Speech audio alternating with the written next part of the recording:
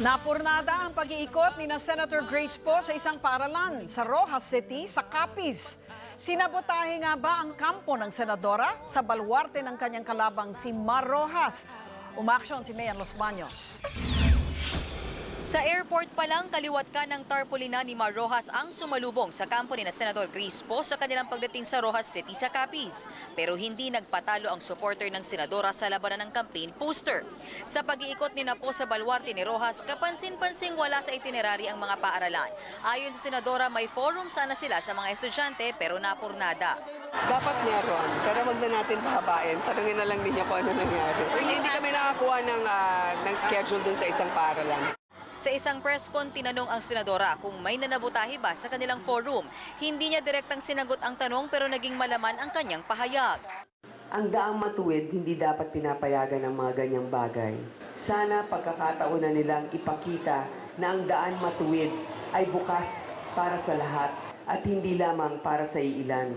Tila pinaringgan din ng senadora si Rojas na nagsabi sa kanyang TV ad na wala siyang drama sa buhay.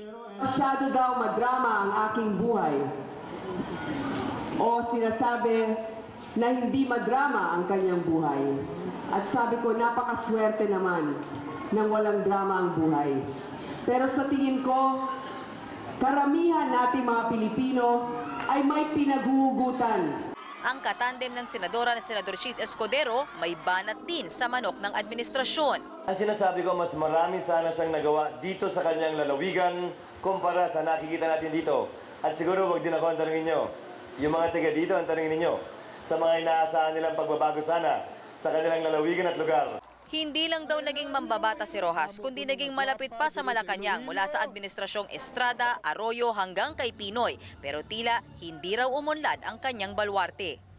Problema sa tubig, infrastruktura at maging sa red tide, lalo't seafood capital ng bansa ang Capiz. Ilan lamang yan sa mga isyong idiniin ng Poe Escudero tandem habang narito sila sa Rojas City. Mga isyong anilay hanggang ngayon, hindi pa rin nabibigyan ng karampatang solusyon.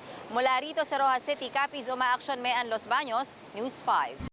Be sure to come back. Use 5 everywhere. Copyright 2016.